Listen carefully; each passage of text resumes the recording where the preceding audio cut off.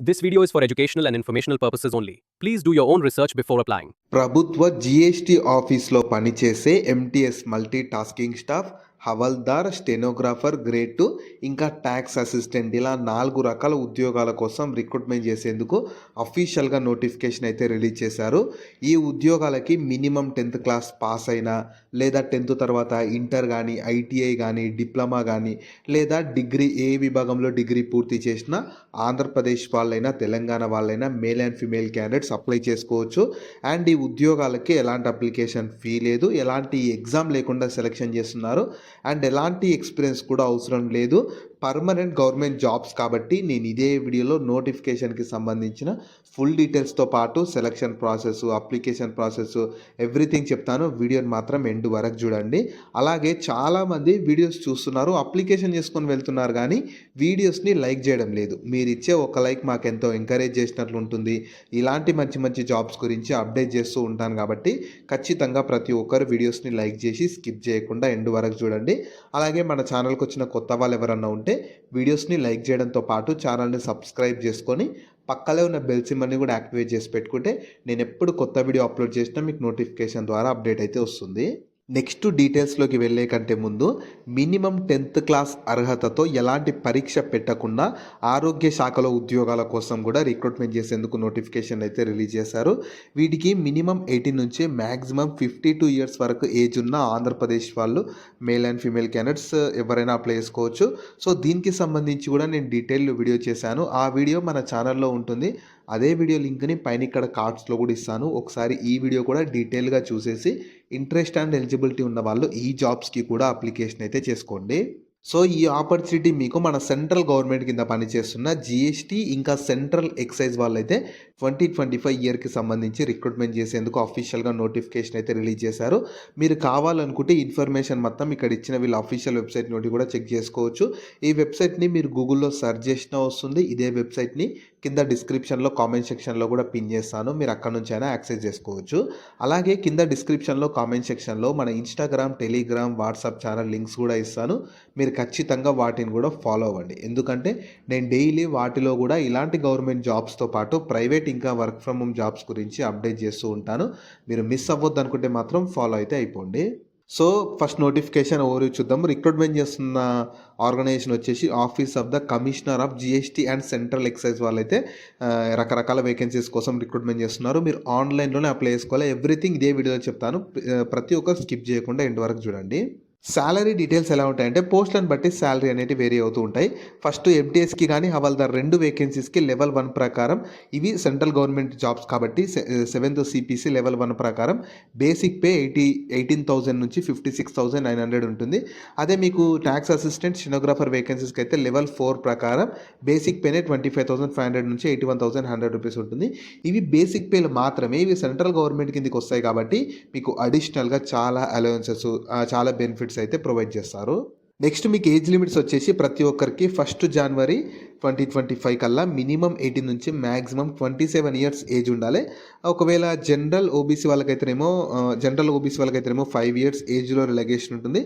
అదే SC ST వాళ్ళకైతేనేమో 10 years ఏజ్లో relaxation provide చేస్తున్నారు. ఇలా మీకు కేటగిరీని బట్టి ఏజ్లో రిలాక్సేషన్ కూడా ఉంటుంది.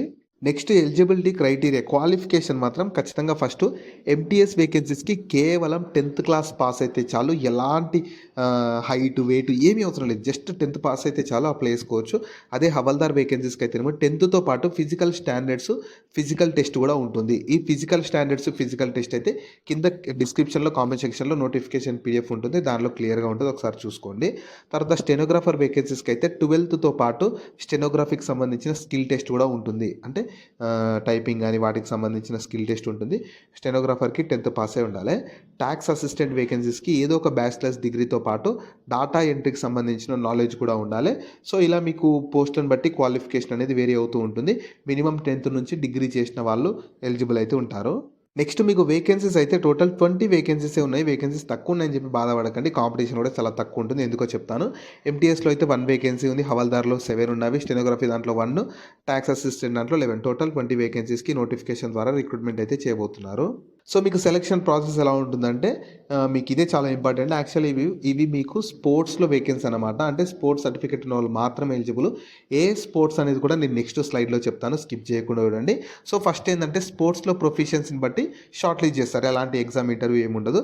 దాని తర్వాత మీకు డాక్యుమెంట్ వెరిఫికేషన్ ఉంటుంది. అంటే మీ స్పోర్ట్స్ సర్టిఫికేట్, క్వాలిఫికేషన్ అన్నీ చెక్ చేస్తారు. దాని తర్వాత పోస్ట్‌ని బట్టి కొన్ని పోస్ట్‌లకి స్కిల్ టెస్ట్, కొన్ని పోస్ట్‌లకి ఉన్న వాటికి ఫిజికల్ టెస్ట్, దాని తర్వాత మెడికల్ ఎగ్జామినేషన్, దాని తర్వాత మీకు పోలీస్ వెరిఫికేషన్ ద్వారా ఫైనల్ సెలక్షన్ అయితే చేస్తారు. సో మీకు ఏ స్పోర్ట్స్‌లో సర్టిఫికేట్ ఉండాలంటే ఇక్కడ క్లియర్‌గా ఇచ్చారు చూడండి.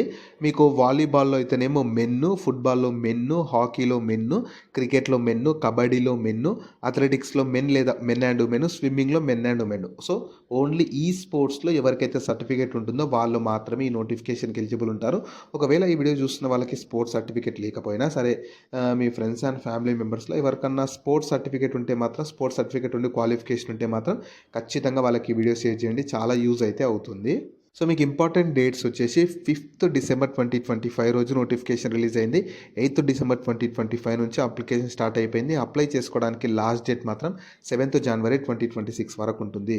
సో మీకు ఇంకా చాలా టైం ఉంది. అప్లికేషన్ స్టార్ట్ అయింది కాబట్టి మంచి స్పోర్ట్స్ సర్టిఫికేట్ ఉండి క్వాలిఫికేషన్ ఉంటే మాత్రం వెంటనే అప్లై అయితే చేసుకోండి. సో మీకు అప్లికేషన్ ప్రాసెస్ రఫ్గా ఫస్ట్ చెప్తాను. ఫస్ట్ వీళ్ళ అఫీషియల్ వెబ్సైట్‌కి వెళ్ళాలి. వీళ్ళ అఫీషియల్ వెబ్సైట్‌ని మీరు గూగుల్‌లో సెర్చ్ చేసుకుని వస్తుంది. కింద డిస్క్రిప్షన్‌లో, కామెంట్ సెక్షన్‌లో కూడా ఇస్తాను. అక్కడ నుంచైనా యాక్సెస్ చేసుకోవచ్చు. అందులో మీరు డీటెయిల్స్ అన్నీ ఇచ్చేసి లైక్ డాక్యుమెంట్స్ అడుగుతుంది. స్పోర్ట్స్ సర్టిఫికేట్ కానీ, క్వాలిఫికేషన్ అవి కూడా సబ్మిట్ చేయాలి. సబ్మిట్ చేసి అంటే అప్లోడ్ చేసి మీ అప్లికేషన్‌ని సబ్మిట్ చేశాక మీకు అప్లికేషన్ ఫామ్ వస్తుంది. దాన్ని ప్రింట్‌ఔట్ తీసి పెట్టుకొని మీకు ఫర్దర్‌గా డీవీ అప్పుడు కానీ, ఫర్దర్ సెలక్షన్ అప్పుడు యూజ్ అయితే అవుతుంది.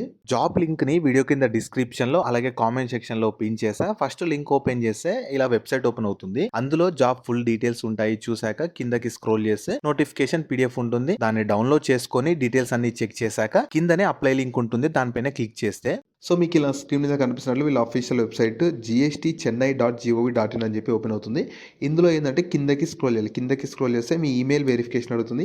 ఈమెయిల్ వెరిఫికేషన్ చేసేసుకున్నారంటే మీకు నెక్స్ట్ అప్లికేషన్ వచ్చేస్తుంది. అప్లికేషన్ చేసుకుంటే మీ అప్లికేషన్ కంప్లీట్ అయిపోతుంది. వాళ్ళు ఫర్దర్గా మీ స్పోర్ట్స్ సర్టిఫికేట్, మీ స్పోర్ట్స్లో ప్రొఫిషియన్సీ ఇవన్నీ, మెడికల్ టెస్ట్, స్కిల్ టెస్ట్ ఇవన్నీ కండక్ట్ చేసి సెలెక్షన్ చేసి జాబ్ అయితే ఇస్తారు.